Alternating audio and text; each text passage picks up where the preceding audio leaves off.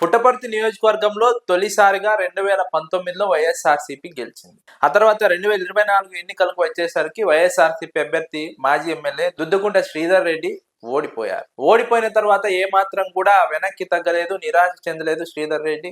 Party కార్యక్రమాలను యథావిధిగా నిర్వహిస్తున్నారు, కార్యకర్తలకు అండగా ఉంటున్నారు. కార్యకర్తలకు ఏదైనా సమస్య వస్తే నేనున్నానంటూ వారికి భరోసా ఇస్తున్నారు. కార్యకర్తల విషయంలో శ్రీధర్ రెడ్డి చాలా యాక్టివ్ గా పనిచేస్తున్నారు, అండగా నిలుస్తున్నారు. వారికి ఏవైనా సమస్యలు ఉన్నా సరే వాటిని పరిష్కరించే ప్రయత్నం చేస్తున్నారు. మరోవైపు తెలుగుదేశం కూటమి ప్రభుత్వ నిర్ణయాలను, విధానాలను వ్యతిరేకిస్తూ కార్యక్రమాలు నిర్వహిస్తున్నారు, ప్రెస్ మీట్లు నిర్వహిస్తున్నారు. ప్రజల్లోకి బలంగా వైఎస్ఆర్సీపీ వాయిస్ ని తీసుకువెళ్తున్నారు.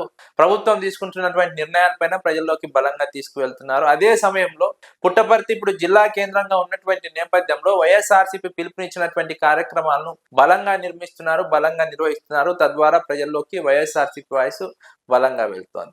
మెడికల్ కాలేజీల ప్రైవేటీకరణకు వ్యతిరేకంగా 1,00,00,000 సంతకాల ఉద్యమాన్ని చేపట్టారు. ఆ 1,00,00,000 సంతకాల సేకరణ విషయంలో కూడా పుట్టపర్తి నియోజకవర్గంలో దుద్దుకుంట శ్రీధర్ రెడ్డి చాలా యాక్టివ్ గా పనిచేశారు, చాలా యాక్టివ్ గా నిర్వహించారు. ఆ కార్యక్రమాన్ని ప్రజల్లోకి వైఎస్ఆర్సీపీ వాయిస్ ను బలంగా తీసుకువెళ్లడంలో కృషి చేశారు. అయితే ఇక్కడ దుద్దుకుంట శ్రీధర్ రెడ్డి ప్రతిపక్షంలో ఉన్నప్పటికీ కాస్త కార్యకర్తల్లో అసంతృప్తి ఉందన్నది విశ్లేషకుల అంచనా. ఎందుకంటే అధికారంలో ఉన్న సమయంలో పుట్టపర్తి నియోజకవర్గంలోని కొన్ని గ్రామాల్లో వైఎస్ఆర్సీపీలోనే గ్రూపులుగా ఏర్పడ్డారు. ఆ గ్రూపుల్లో ఒక గ్రూపుకు మాత్రమే దుద్దుకుంట శ్రీధర్ రెడ్డి మద్దతునిచ్చారు. ఫలితంగా మరో గ్రూపు దూరమైంది పార్టీకి. ఆ కారణంగానే తెలుగుదేశం పార్టీ గత ఎన్నికల్లో పోటీ చేసి గెలిచింది. అది కూడా పెద్ద మెజార్టీ కాదు. చాలా నియోజకవర్గాల్లో 20,000, 30,000, 40,000, 50,000 మెజార్టీలు వస్తే తెలుగుదేశం జనసేన అభ్యర్థులకు పుట్టపర్తి నియోజకవర్గంలో మాత్రం తెలుగుదేశం పార్టీ అభ్యర్థి పల్లె సింధూరారెడ్డికి కేవలం 8,000కు పైగా మాత్రమే మెజార్టీ వచ్చింది. ఈ మెజార్టీకి కూడా వైఎస్ఆర్సీపీలో ఉన్నటువంటి విభేదాలే, కార్యకర్తల్లో ఉన్నటువంటి అసంతృప్తే కారణమని విశ్లేషకులు అంచనా వేస్తున్నారు. గ్రామాల్లో ఉన్నటువంటి గ్రూపు విభేదాలను పరిష్కరించి ఉండి 2 గ్రూపులను దగ్గరికి చేరదీసి ఉంటే ఈ పరిస్థితి వచ్చేది కాదు దుద్దుకుంట శ్రీధర్ రెడ్డికి. కానీ ఒక గ్రూప్ కు మద్దతు ఇవ్వడం, మరో గ్రూప్ ను దూరం చేసుకోవడం కారణంగానే గ్రామాల్లో కొంత వైఎస్ఆర్సీపీకి వ్యతిరేకంగా ఓటు పడింది. ఆ ఓటే తెలుగుదేశం పార్టీకి ప్లస్ పాయింట్ గా మారింది. లేదంటే ఖచ్చితంగా గత ఎన్నికల్లో వైఎస్ఆర్సీపీ గెలిచి ఉండేదని విశ్లేషకులు అంచనా వేస్తున్నారు. రాష్ట్ర వ్యాప్తంగా తెలుగుదేశం పార్టీ గాలి వీచినప్పటికీ ఇక్కడ స్వల్ప మెజార్టీతో తెలుగుదేశం పార్టీ బయటపడిందంటే ఇక్కడ వైఎస్ఆర్సీపీకి స్పష్టమైనటువంటి పట్టు ఉన్న విషయం అర్థమవుతుంది. అయితే నాయకత్వంలో ఉన్నటువంటి సమస్యలు కొన్ని కార్యకర్తలను పట్టించుకోకపోవడం కారణంగా, గ్రూపు విభేదాల కారణంగా కొంత ఇబ్బంది పడ్డ మాట వాస్తవం అని విశ్లేషకులు అంచనా వేస్తున్నారు. అయితే ఈ సమస్యను కనుక పరిష్కరించుకోగలిగితే, గ్రూపు విభేదాలను పరిష్కరించుకోగలిగి గ్రామాల్లో ఉన్నటువంటి గ్రూపులను ఏకతాటిపైకి తీసుకొచ్చి అందరినీ దగ్గరికి తీసుకునే ప్రయత్నం చేస్తే వచ్చే ఎన్నికల్లో ఖచ్చితంగా ఇక్కడ దుద్దుకుంట శ్రీధర్ రెడ్డి గెలవడానికి చాలా అవకాశాలు ఉన్నాయని విశ్లేషకులు అంచనా వేస్తున్నారు.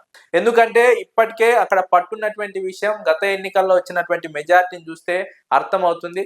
ఆ మెజార్టీని అధిగమించి స్థానికంగా ఉన్నటువంటి గ్రూపు తగాదాలను పరిష్కరించి కార్యకర్తలకు అండగా నిలిచి అదే సమయంలో తెలుగుదేశం కూటమి ప్రభుత్వ నిర్ణయాలను ప్రజల్లోకి తీసుకువెళ్లి వైసీపీ హయాంలో జరిగినటువంటి మంచిని, ఇప్పుడు జరుగుతున్నటువంటి చెడును దుద్దుకుంట శ్రీధర్ రెడ్డి వివరించగలిగితే, ప్రజల్లోకి యాక్టివ్ గా వెళ్ళగలిగితే, ప్రజలతో ఒక కనెక్షన్ ఏర్పరచుకోగలిగితే ఖచ్చితంగా వచ్చే ఎన్నికల్లో గెలవడం పెద్ద కష్టమేమి కాదని విశ్లేషకులు అంచనా వేస్తున్నారు. మొదటి నుంచి కాంగ్రెస్ కు, ఆ తర్వాత వైఎస్ఆర్సీపీకి పట్టున్నటువంటి ప్రాంతం ఇక్కడ ముఖ్యంగా రెడ్డి సామాజిక వర్గం ఎక్కువగా ఉంటుంది. రెడ్డి సామాజిక వర్గం వైఎస్ఆర్సీపీకి అండగా నిలుస్తోంది. అదే గత ఎన్నికల్లో కూడా వైఎస్ఆర్సీపీకి ఎక్కువ ఓట్లు రావడానికి కారణమైంది.